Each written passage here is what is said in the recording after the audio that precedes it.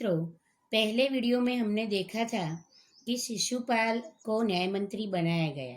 सम्राट अशोक की न्याय मंत्री की तलाश पूरी हुई और उन्हीं शिशुपाल ने राज्य में राम राज्य बना दिया और चारों ओर शांति छा गई। अब हम आगे देखेंगे। लगभग 1 महीने बाद शिशुपाल न्याय मंत्री बन गए। उसके 1 महीने बाद किसी ने रात में एक पहरेदार की हत्या कर दी। सुबह होते ही यह बात चारों तरफ फैल गई। लोग बड़े हैरान हो गए। हैरान मतलब आश्चर्यचकित, क्योंकि आज तक राज्य में पूरी शांति थी।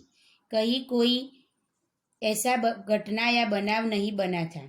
आज अचानक ऐसी हत्या की घटना बनने पर लोग आश्चर्यचकित हो गए। शिशुपाल की तो नींद ही उड़ गई। नींद उड़ जाना मतलब बहुत चिंतित होना। उन्होंने खाना पीना छोड़कर अपराधी का पता लगाने में रात दिन एक कर दिया। रात दिन एक करना, कड़ी मेहनत करना। शिशुपाल भी इस घटना से बौखला गए और उन्होंने अपराधी की खोज में रात दिन एक कर दिए, मतलब कड़ी मेहनत की शुरू कर दी। बहुत प्रयत्न करने के बाद जब अपराधी का पता चला तो शिशुपाल के आश्चर्य का ठिकाना न रहा। आश्चर्य का ठिकाना न रहना, बहुत आश्चर्य होना। बहुत तलाश करने पर शिशुपाल को अपराधी मिल गया, पर अपराधी कौन है वह जानकर उन्हें बहुत आश्चर्य हुआ। स्वयं सम्राट ने उस पहरेदार की हत्या की थी। सम्राट अशोक ने ही इस पहरेदार की हत्या की थी। सम्राट को अपराधी घोषित करना बहुत कठिन काम था। स्वयं सम्राट को ही अपराधी घोषित करना सबके लिए कठिन होता है। फिर भी शिशुपाल ने अपना धर्म, अपना कर्तव्य नहीं छोड़ा। शिशुपाल करे तो भी क्या करे। एक और वे न्याय मंत्री थे और दूसरी ओर सम्राट के सेवक भी थे, परंतु न्याय की दृष्टि में सम्राट और साधारण व्यक्ति में कोई अंतर नहीं होता। यह बात शिशुपाल अच्छी तरह जानते थे। इसलिए आज न्याय मंत्री होने के नाते उन्हें अपने कर्तव्य का पालन करना था। अगले दिन शिशुपाल दरबार में पहुंचे। सम्राट अशोक सिंहासन पर बैठे हुए थे। आते ही उन्होंने शिशुपाल से पूछा, अपराधी का पता चला? दूसरे दिन दरबार में सम्राट अशोक ने शिशुपाल को पूछा कि किसने हत्या की है, कुछ पता चला? न्याय मंत्री ने साहसपूर्वक कहा, जी हाँ, चल गया। शिशुपाल ने साहसपूर्वक कहा कि अपराधी कौन है वह मुझे पता चल गया है। तो फिर उसे उपस्थित करो। उपस्थित करना मतलब हाजिर करना। तो सम्राट अशोक ने कहा, तो आपको पता चल गया कि अपराधी कौन है, तो उसे दरबार में हाजिर करो। न्याय मंत्री कुछ रुके, फिर अपने उच्च अधिकारी को संकेत करते हुए बोले। संकेत करना मतलब इशारा करना। धनवीर, उन्हें गिरफ्तार कर लो, मैं आज्ञा देता हूँ। अपने उच्च अधिकारी को इशारा करते हुए न्याय मंत्री ने कहा कि उन्हें गिरफ्तार कर लो। संकेत सम्राट की ओर था। संकेत मतलब इशारा। इशारा सम्राट की ओर था, तो वह सम्राट को अपराधी घोषित करना चाहते थे। सम्राट की और उंगली दिखाकर उन्होंने अपने उच्च अधिकारी को गिरफ्तार करने की सूचना दी। दरबार में निस्तब्धता छा गई। यह बात सुनकर, सम्राट की ओर इशारा देखकर सारे दरबारी चकित रह गए। निस्तब्धता छा जाना मतलब शांति छा जाना। सभी हैरान हो गए यह बात सुनकर और देखते ही रह गए। सम्राट का चेहरा क्रोध से लाल हो गया। सम्राट भी यह बात सुनकर क्रोधित हो गए। वे सिंहासन से खड़े हो गए और बोले, इतना साहस। सम्राट अशोक सिंहासन से खड़े हो गए, लाल पीले हो गए। गुस्से में उन्होंने न्याय मंत्री को कहा कि इतना साहस कि तुम मुझे अपराधी घोषित करते हो। न्याय मंत्री ने ऐसा भाव प्रकट किया जैसे कुछ सुना ही न हो। सम्राट के गुस्से की ओर न्याय मंत्री ने देखा नहीं और ना ही उनकी बातों से वह घबराए। उन्होंने तो जैसे कुछ हुआ ही न हो उसी तरह फिर से ऐसे ही सामान्य भाव से कहा। उन्होंने अपने शब्दों को फिर दोहराया, मतलब वही सूचना अपने उच्च अधिकारी को फिर से दी। धनवीर, देखते क्या हो, अपराधी को गिरफ्तार करो। सम्राट के लाल पीले हो जाने के बाद भी शिशुपाल के वर्तन में कोई बदलाव नहीं आया। उन्होंने फिर से धनवीर को सूचना दी कि अपराधी को गिरफ्तार करो। दूसरे ही क्षण सम्राट के हाथों में हथकड़ी पड़ गई। तुरंत धनवीर ने अपने स्वामी का आदेश मानकर सम्राट के हाथ में हथकड़ी लगा दी। हथकड़ी मतलब अपराधी के हाथों में पहनाए जाने वाली लोहे की जंजीर।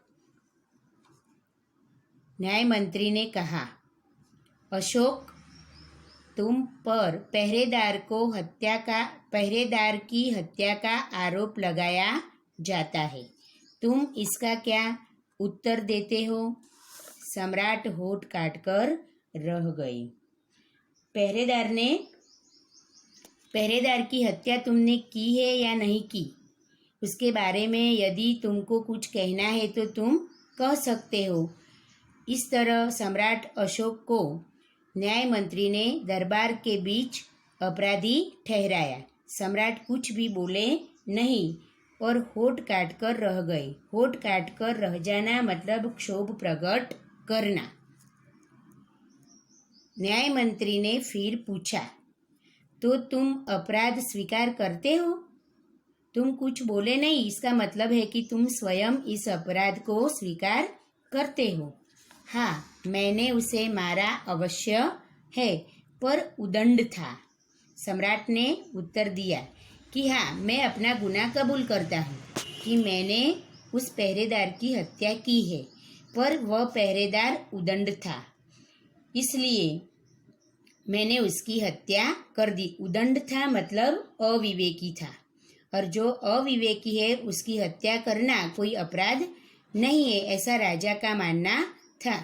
इसलिए वह कहते हैं कि मैं स्वीकार करता हूँ कि मैंने पहरेदार की हत्या की है, पर वह उदंड था, इसलिए मैंने उसकी हत्या की है। सम्राट का उत्तर था, वह उदंड था या नहीं? तुमने एक राजकर्मचारी की हत्या की है। तब शिशुपाल ने कहा कि वह जैसा भी था, वह उदंड था या नहीं वह दूसरी बात है, पर तुमने एक कर्मचारी की हत्या की है, यह बात तय है। तुम अपराधी हो, इसलिए तुम अपराधी हो। तुम्हें मृत्युदंड दिया जाता है। तुमने एक कर्मचारी की हत्या की है, इसलिए तुम्हें मृत्युदंड दिया जाता है।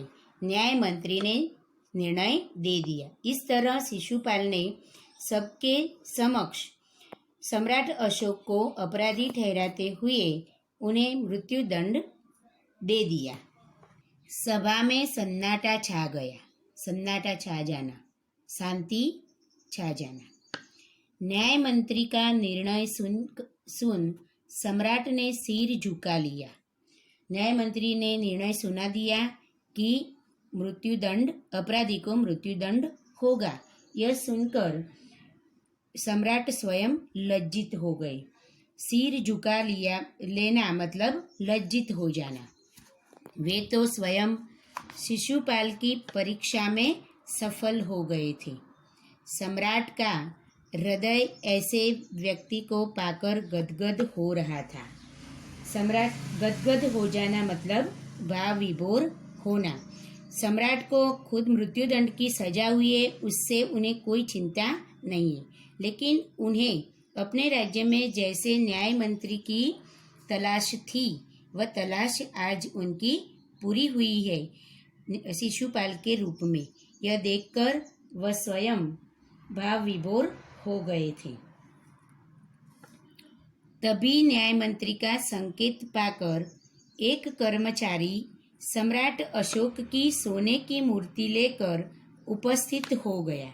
अब न्याय मंत्री के लिए भी एक दुविधा है कि वह राजा को सजा नहीं दे सकते, क्योंकि राजा स्वयं ईश्वर का स्वरूप होता है और उन्हें ईश्वर ही सजा दे सकता है। इसलिए उन्होंने एक दूसरा तरीका भी सोच रखा था कि लोगों को उससे कुछ प्रेरणा मिले। सम्राट के बदले उन्होंने सम्राट की सोने की मूर्ति को फांसी पर लटकाकर उन्होंने अपना न्याय किया। न्याय मंत्री ने संकेत देकर कर्मचारी सम्राट अशोक की सोने की मूर्ति मंगवाई तो दरबार में सोने की मूर्ति उपस्थित की गई। न्याय मंत्री ने खड़े होकर कहा, सज्जनों, यह सच है कि मैं न्याय मंत्री हूँ और यह भी सच है कि अपराधी को दंड मिलना चाहिए, परंतु अपराधी और कोई नहीं, स्वयं सम्राट है। शास्त्रों में राजा को ईश्वर का रूप माना गया है, इसलिए उसे ईश्वर ही दंड दे सकता है। राजा को दंड देने वाला मैं कौन होता हूँ? ऐसी बात उन्होंने दरबार में सबके सामने प्रकट की। अतएव मैं आज्ञा देता हूँ कि सम्राट को चेतावनी देकर छोड़ दिया जाए और उनके स्थान पर इस सोने की मूर्ति को फांसी पर लटका दिया जाए, जिससे लोगों को शिक्षा भी मिले कि गुनाह करने पर कैसे सजा हो सकती है। यह बात लोग जान सके, इसलिए राजा को सजा देना भी आवश्यक है। तो दूसरी ओर राजा ईश्वर का रूप है, तो ईश्वर को हम सजा नहीं दे सकते, यह बात भी सच है। न्याय मंत्री का न्याय सुनकर लोग जय जयकार कर उठे। जब सब लोग चले गए तो शिशुपाल ने राजमुद्रा सम्राट अशोक के सामने रख दी और बोले, महाराज, यह राजमुद्रा वापस ले लें, मुझसे यह बोझ नहीं उठाया जाएगा। अशोक ने सम्मान भरी दृष्टि से उनकी ओर देखते हुए गदगद कंठ से कहा, आपने मेरी आँख खोल दी है। आपका साहस प्रशंसनीय है। यह बोझ आपके अतिरिक्त और कोई नहीं उठा सकता। न्याय मंत्री निरुत्तर हो गए। आँख खोल देना, सही परिस्थिति समझाना या सच्चाई का ज्ञान करा देना। इस तरह न्याय मंत्री का पद छोड़ने के लिए जब शिशुपाल राजा के सामने राजमुद्रा वापस करते हैं तो राजा ने मना कर दिया और कहा कि सच्ची न्याय व्यवस्था आप जैसे व्यक्ति ही जारी रख सकते हैं। हमने इस कहानी में देखा कि राज्य में अंधाधुनी चल रही थी। सच्चे न्याय करने वाले व्यक्ति की तलाश थी। वह तलाश में सम्राट अशोक स्वयं घर से गुप्त रूप में बाहर निकले और उन्होंने अपनी तलाश शिशुपाल के रूप में पूरी की। सम्राट अशोक ने शिशुपाल को न्याय का असली रूप दिखाने का अवसर दिया। उन्होंने देखा कि शिशुपाल न्याय की कसौटी पर खरा उतर सकता है। हत्यारे सम्राट के प्रति उसने जरा भी नरम रुख नहीं अपनाया। अब उसने अपराधी सम्राट को मृत्यु दंड देने की घोषणा की। दंड देते समय शिशुपाल ने जरा भी हिचकिचाहट नहीं दिखाई। अपने साहसपूर्ण और निष्पक्ष व्यवहार से उसने सम्राट का दिल जीत लिया। सम्राट अशोक ने एक राज कर्मचारी की हत्या की थी। इस अपराध के लिए न्याय मंत्री ने उन्हें मृत्युदंड देने की घोषणा की, परंतु अपराधी और कोई नहीं, स्वयं सम्राट थे। शास्त्रों में राजा को ईश्वर का रूप माना गया है, इसलिए उसे केवल ईश्वर ही दंड दे सकता है। न्याय मंत्री ने सम्राट की जगह उनकी सोने की मूर्ति को फांसी पर लटका दिया। शिशुपाल न्याय मंत्री की कसौटी पर खरे उतरे थे। सम्राट अशोक ऐसे व्यक्ति को पाकर गदगद हो गए। लोगों ने भी शिशुपाल का न्याय सुनकर उनकी जय जयकार की, परंतु शिशुपाल को लगा कि न्याय मंत्री की यह जिम्मेदारी उनसे नहीं संभाली जाएगी। उन्होंने सम्राट से राजमुद्रा वापस लेने की प्रार्थना की, परंतु अशोक ने कहा कि उन्होंने अपने न्यायपूर्ण व्यवहार से उनकी आंखें खोल दी है। यह जिम्मेदारी उनके सिवाय और कोई नहीं उठा सकता। इस तरह न्याय मंत्री बनकर शिशुपाल ने यह साबित कर दिया कि न्याय कभी राजा और रंक में भेदभाव नहीं रखता, सबके लिए समान होता है, न्याय निष्पक्ष होता है। हम शब्दों के अर्थ देखेंगे। नींद उड़ जाना, बहुत चिंतित होना, रात दिन एक करना, कड़ी मेहनत करना, आश्चर्य का ठिकाना न रहना, बहुत आश्चर्य होना, हैरान, आश्चर्यचकित, उपस्थित, हाजिर, संकेत, इशारा, निस्तब्धता, शांति, हथकड़ी, अपराधी के हाथों में पहनाई जाने वाली लोहे की जंजीर, होठ काटना, क्षोभ प्रकट करना, उदंड, अविवेकी, सिर झुकाना, लज्जित होना, गदगद होना, भाव विभोर होना, आँख खोल देना, सही परिस्थिति समझाना या सच्चाई का ज्ञान करा देना। इस तरह जितने भी मुहावरे हैं, उस मुहावरों के अर्थ देकर आपको वाक्य में उसका प्रयोग करना है। इस इकाई के आधार पर कुछ प्रश्न देखेंगे जिसके उत्तर आपको लिखने हैं। प्रश्न 1, पहरेदार की हत्या होने पर शिशुपाल की स्थिति कैसी हो गई? प्रश्न नंबर 2, सम्राट ने पहरेदार को मारने का क्या कारण बताया? प्रश्न 3, अपराधी का पता चलने पर शिशुपाल ने क्या किया? प्रश्न 4, न्याय मंत्री ने अंत में क्या निर्णय दिया? प्रश्न 5, न्याय के विषय में शिशुपाल के क्या विचार थे?